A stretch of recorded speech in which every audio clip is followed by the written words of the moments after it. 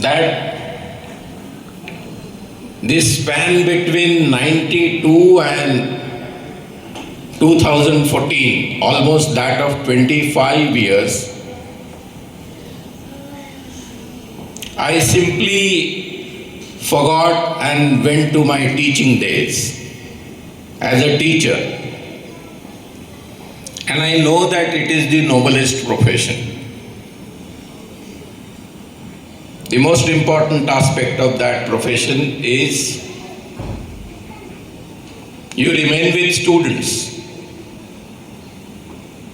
You are energized almost every day. And today, KLE, one of the most important institutions in education, has brought me to address the law students. I hold, to my credit, 8 degrees. I am basically a medical doctor, as the gentleman introduced. I did MBBS, then did MD Physiology, entered police department, did 25 years of long service of police. While doing police service, I did MA Sociology. And to my surprise, I bagged first position in the University of Pune for MA Sociology. Thank you for your encouraging applause. Thereafter, I discovered within myself that whether medical profession is my profession or sociology is my profession. And as one of the most important portfolio I was handling in city of Mumbai, while in police, it was the closure of infamous dance bars. You all must have heard that the dance bar menace was existing for umpteen number of years in city of Mumbai. I was given an opportunity to close down that menace. It was single-handedly, I was successful in closing dance bars of the city of Mumbai. And thereafter I thought that whether I should pursue my career in sociology or criminology. I went abroad. I went to the University of Greenwich, London, conducted 100 interviews of the dance bar girls, submitted my dissertation, which rather was a difficult task and well appreciated in London. I was awarded merit for my dissertation. Thank you again for the applause. Thereafter, I thought that I must teach.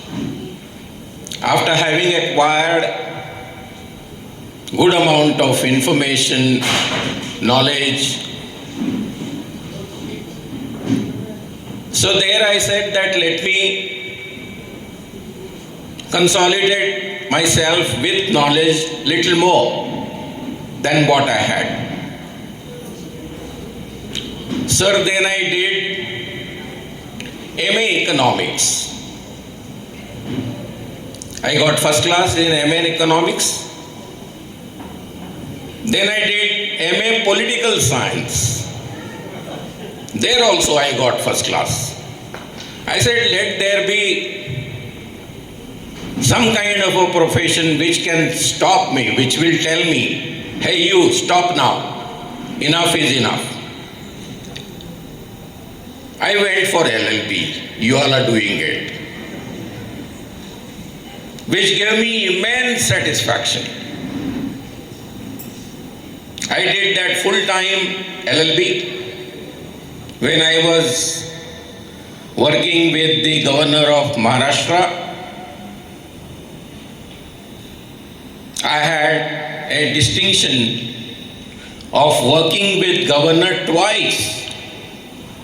No police officer has this kind of a fortune.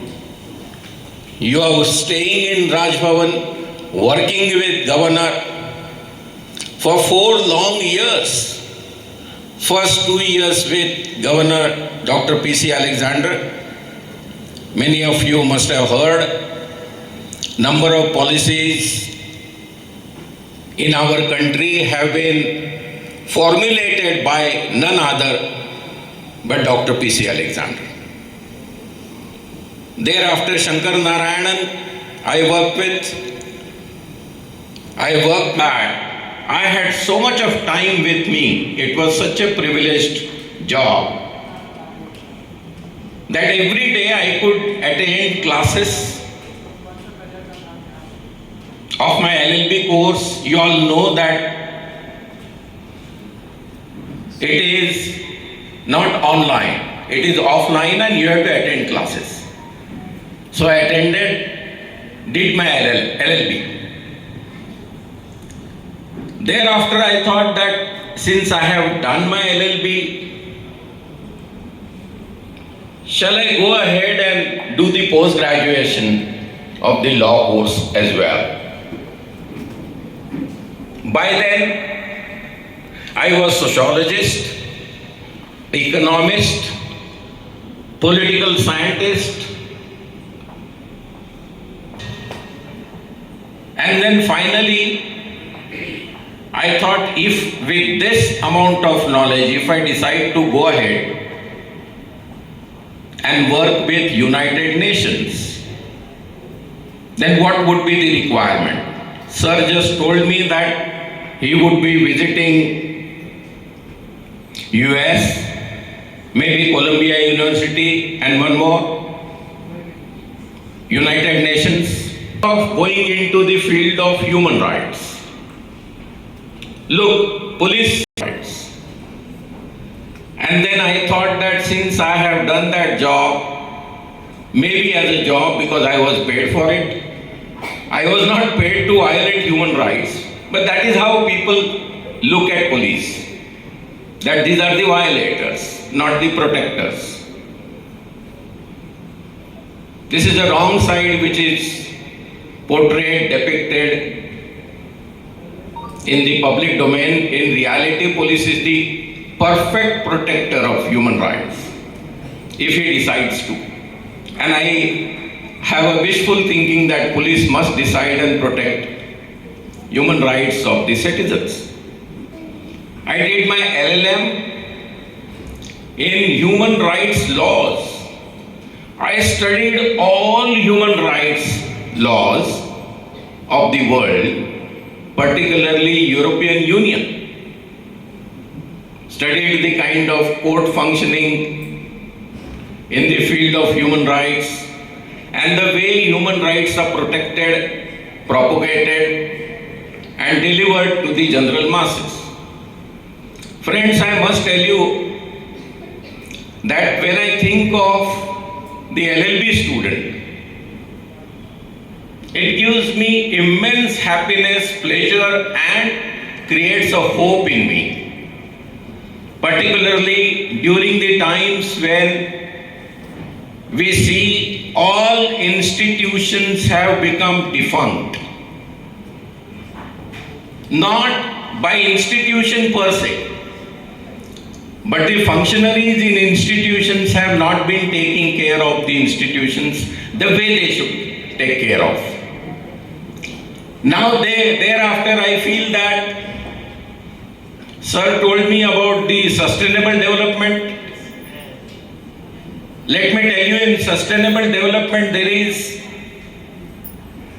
the goal which is goal number 16. For me, it is very important. Because sir told me, I thought that, what is to be put forth the LLB students? Peace, justice, and strong institutions is the sustainable development goal number 16. And for me, that is the most important goal of all 17 goals of sustainable development.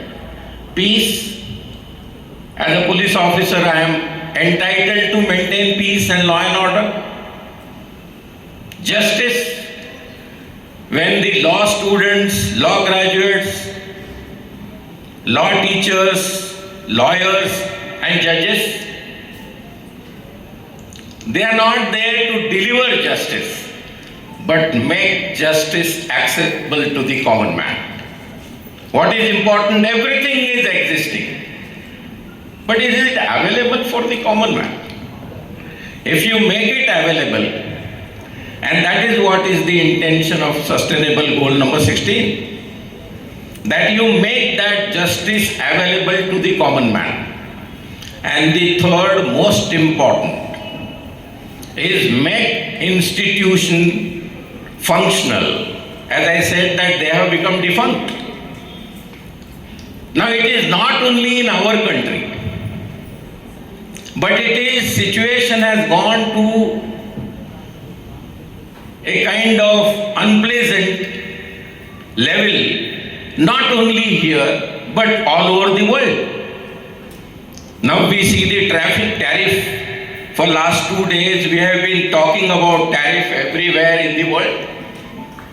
Entire European Union is worried about what would happen to the trade and tariff of the entire world. You all know that we had GATT, General Agreement on Tariff and Trade. Now why that was brought into practice in the world? So that the world does not get divided into various trading blocks. The very fact that world should not get divided into trading blocks has been crushed today by the so-called big nations. Now this kind of a thing when it comes into existence, we all get worried about institutions. As a law student, as a law graduate, as lawyer and judges, I am very happy that I was given a book. He is one of my favorite lawyer, Mr. Fali Nariman. I am given that book today. I am thankful for the students for choosing that book to be presented to me. Reason being, the dance bar case when I had taken to Supreme Court, my lawyer, I can say this with a great pride because I was all alone fighting the case. It's on the poster you see the picture of minister. You never know which officer is working behind the scene. This is the opportunity for me for the first time to declare the officer who was working to close down dance bar was Dr. Sanjay Aparanti. And I was sitting with Fali Nariman. He was my lawyer. And we used to discuss it every day, 7 days. We discussed. He pleaded that case. And we won the case. I am very happy to inform. Now that kind of a book, that kind of a person's book, you are presenting it to me, which is very dear to me. I must appreciate and express my gratitude for book for me, because I just read his book, Before Memory Fades, by Fali Nariman. He is such an interesting man. For at least women folk, I don't know whether you know the contribution of Fali Nariman. I must make a mention of that. Because you are law students, law teachers, law professionals. There was something that the women must get justice if they are harassed, tortured at the working place. Now that kind of guidelines, Vishaka guidelines, were brought into existence by none other but Mr. Fali Nariman. Look the coincidence. I studied that, I practiced it in city of Mumbai, and finally I am brought back to reading Fali Nariman's book. Thank you very much for that.